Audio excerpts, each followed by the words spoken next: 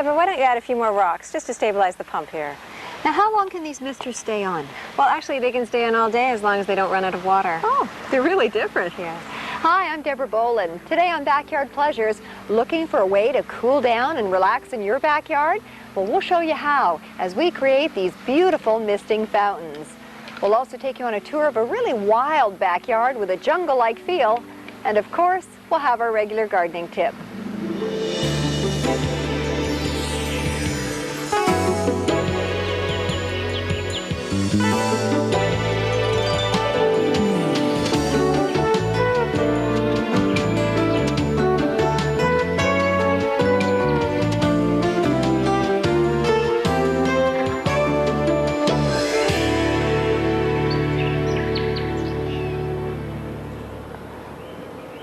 It's a jungle out there. Well, almost.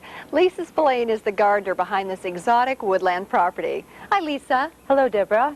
This is just breathtaking. It's so quiet and peaceful here, and I really feel one with nature. It's the Garden of Eden to me, and it's full of flowers, very naturalized. It's very peaceful and spiritual at times. Now, what was it like when you first got here, and what were your goals? Well, when we arrived here, there essentially was an old crumbling deck of concrete, very little grass, the deep ravine with nothing in it, no planting, and the crumbling brick around the pool, like interlocking brick. And the goals of the clients were to have the sound of running water, patio areas and walkways, full of flowers throughout the season, and areas where they could barbecue and entertain. Well, it's just a joy to look at, so let's start our tour. When I pushed open the gate this morning, I was welcomed in by this beautiful path. I know you, and you have a lot of different choices when you're coming in that gate, and you've chosen the one that leads on to a flagstone patio covered with thyme, and obviously coming up to the most magnificent view of the garden. And I stood here this morning and I thought, it doesn't get any better than this. This is spectacular. Every aspect of the garden is covered here. You have the different levels, which were difficult to achieve, but you have 4 levels of water garden. You have a sweeping lawn, scape, and then the field stone, natural stone steps leading down from the pool to the end of the garden. Now this area up here, let's talk a little bit about that, because you've got this lovely gazebo. For entertaining, for having your hors d'oeuvres and wine after a long day in the city. And also I've heard that they have nice dance parties up here, which I find very romantic. Now who's this little guy?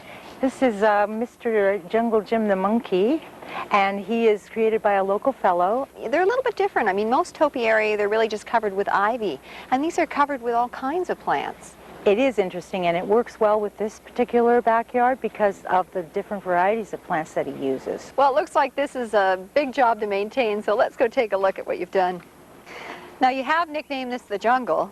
That's right. I'm constantly reclaiming it from the forest, from the birds that bring in the seeds, and I'm cutting back and weeding this spectacular place all the time. It's really wild, and the plants, I mean, they're just so humongous. Now, that's to do with a lot of the soil preparation and foliar feeding, and also the nature of the garden. Everything grows so wild here. It's kind of fun. To reach the scope of the forest that surrounds it. And I understand you've got 400 varieties of plants down here?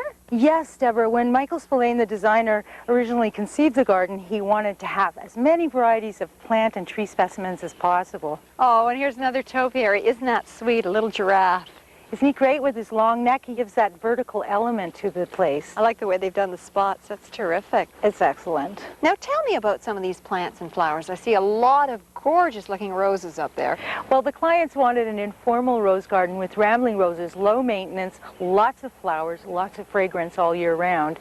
And so consequently, I'm on my hands and knees in between it. Lots of bees. Lots of scratches on your arms. Lots of scratches on my arms, that's right. Now we touched on the waterfall, but I want to know some of the details. It's really special. It was here when we got here, and it's a 3-tiered waterfall, and really what the client wanted was the sound. So there was not necessarily rushing water, just that trickling water as you would find in a woodland. Now I see a pathway that leads right around the waterfall. Where does that go to?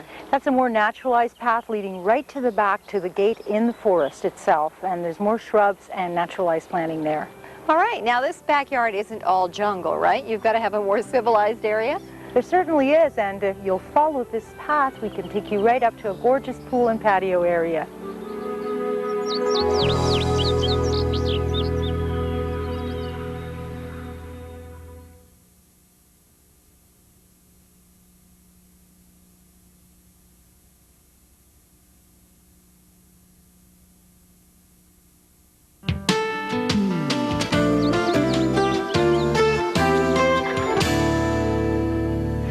you've been showing us around this exotic, very jungle-like backyard, and what's so nice about it is I've seen a lot of birds and bees and butterflies.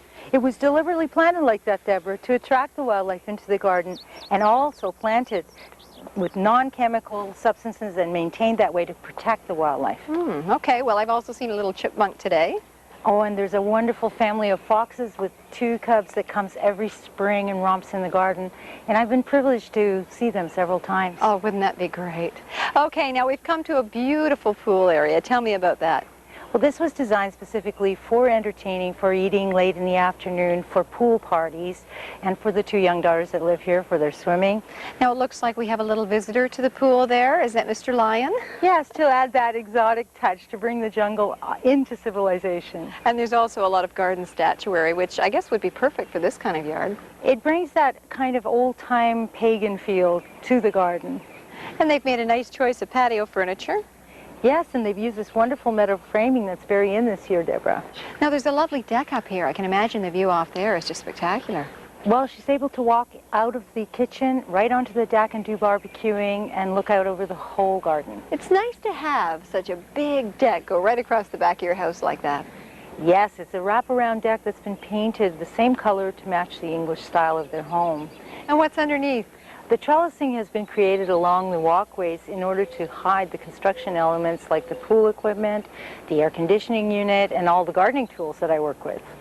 All right, let's go take a look at your rock garden, and maybe you can tell me about this patio floor. Well, the wonderful thing about this floor is that it's made out of concrete and stamped to look like rugged stone, and it also is long-lasting, no weeds, and very wonderful for maintenance, low maintenance. Probably more affordable, too. Definitely. Now tell me about this rock garden. Those are beautiful flowers. Aren't they wonderful? This is all varieties of sedum, and this was created to prevent erosion from the top deck. Okay, and we've come to another little waterfall. How pretty.